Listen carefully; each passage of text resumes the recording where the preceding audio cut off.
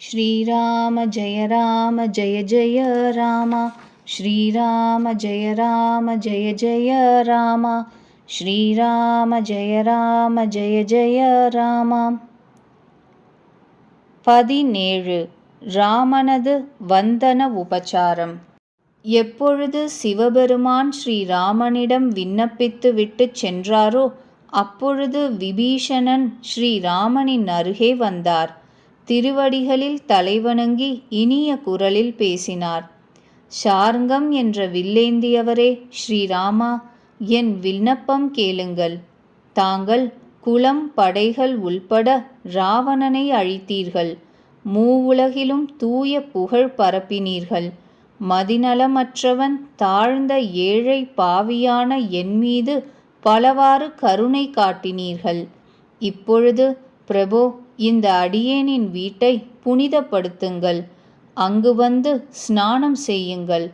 அதனால் போர் களைப்பு தீரட்டும். கிருபையுள்ளவரே, என் அரண்மனையை கடாட்சித்து கஜானா செல்வமெல்லாம் மன மகிழ்ச்சியோடு வானரர்களுக்கு வாரி வழங்குங்கள். நாதா, எவ்விதத்திலும் என்னை தன்னுடையவன் ஆக்கிக் கொள்ளுங்கள். பிறகு பிரபோ ஸ்ரீராமா, என்னையும் அழைத்து கொண்டு அயோத்தி செல்லுங்கள். விபீஷணனின் இனிய மொழி கேட்டு தீன தயாளனான ராமனுடைய இரு பெரிய கண்களிலும் நீர் நிறைந்தது. ராமன் கூறினார், விபீஷணா, கேள். உன் கஜானாவும் வீடும் என்னுடையவைதான், இது உண்மை. எனக்கு தற்பொழுது பரதனின் நிலை நினைவுக்கு வந்துவிட்டது. எனக்கு ஒவ்வொரு கணமும் அவனை காணாமல் கற்ப காலமாக செல்கிறது. தபஸ் கோலத்தில் இளைத்த திருமேனியுடன் இடைவிடாது என் நாம ஜபம் செய்து வருகிறான் பரதன். நண்பா, எப்படி வெகு வேகமாக நான் அவனை காண முடியுமோ அதற்கு உபாயம் செய். நான் உன்னை வேண்டிக் கொள்கிறேன். நான் கெடு தாண்டி சென்றேனேயானால் தம்பி பரதனை உயிரோடு பார்க்க முடியாது. தம்பி பரதனின் நினைவிலேயே ஸ்ரீராமன் மீண்டும் மீண்டும் மெய் சிலிர்த்தார். ராமன் மீண்டும் கூறினார், விபீஷணா, நீ கற்பகாலம் அரசாள்வாய். எப்பொழுதும் என்னை நினைப்பாய். பிறகு எங்கு எல்லாம் சாதுக்களும் செல்வார்களோ அந்த என் பரமபதமும் அடைவாய். கருணையின் உறைவிடமான ஸ்ரீராமனின் மொழி கேட்டு விபீஷணன் மகிழ்ந்தார். திருவடிகளை பற்றினார். வானரர் கரடிகள் அனைவரும் மகிழ்ந்தனர். பிரபுவின் திருவடி பற்றி நிர்மல புகழ் பாடினர். பிறகு விபீஷணன் அரண்மனை சென்று இரத்தின குவியல்களாலும் ஆடை அணிகளாலும் விமானத்தை நிரப்பினான். பிறகு அந்த புஷ்பக விமானத்தை கொண்டு வந்து பிரபுவின் முன்னே இறக்கினான். அப்பொழுது கருணை கடலான ஸ்ரீராமன் சிரித்துக்கொண்டே கூறினார், நண்பனே விபீஷணா, கேள். விமானத்தில் ஏறி ஆகாயத்தில் நின்று ஆடை அணிகளை மணியாக மழையாக பொழிவாய். விபீஷணன் அவ்வாறே ஆகாயத்திலிருந்து எல்லா இரத்தின மணிகளையும் ஆடைகளையும் பொழிந்தார்.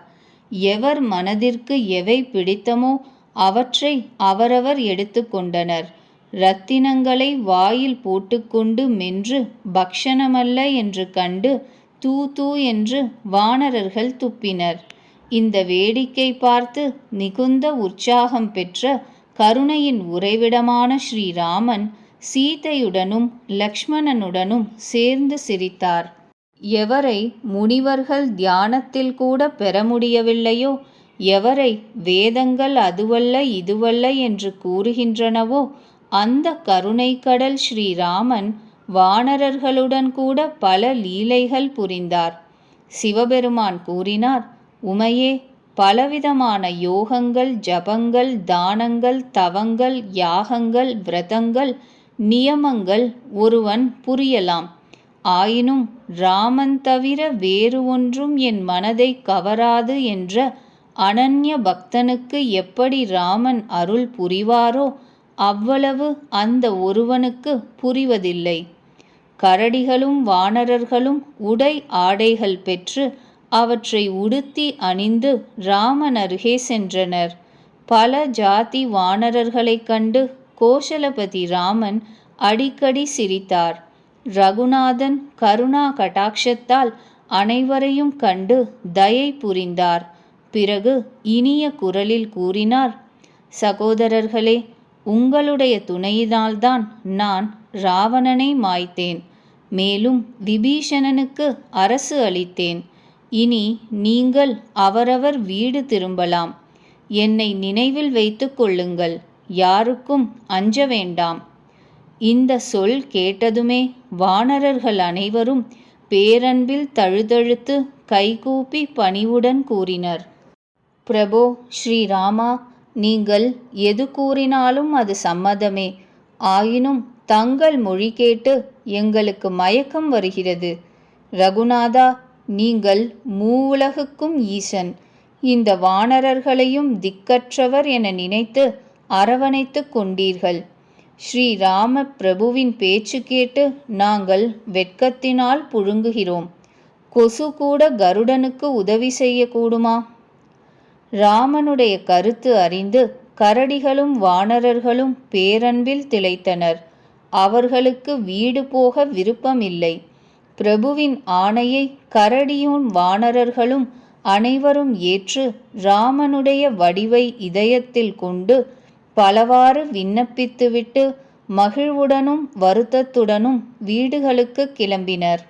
வானரர்கோன் சுக்ரீவன், நீலன், கரடி அரசன் ஜாம்பவான், அங்கதன், நலன், ஹனுமார் மற்றும் விபீஷணருடன் கூட இன்னும் எந்த வலிமை மிக்க படைத்தலைவர்கள் இருந்தனரோ எவரும் ஒன்றும் கூற முடியவில்லை. பிரேமையினால் கண்களில் நீர் நிறைந்தது. கண் இமைப்பதை கூட விட்டு எதிரே நின்ற ஸ்ரீராமனை பார்த்து கொண்டே இருந்தனர்.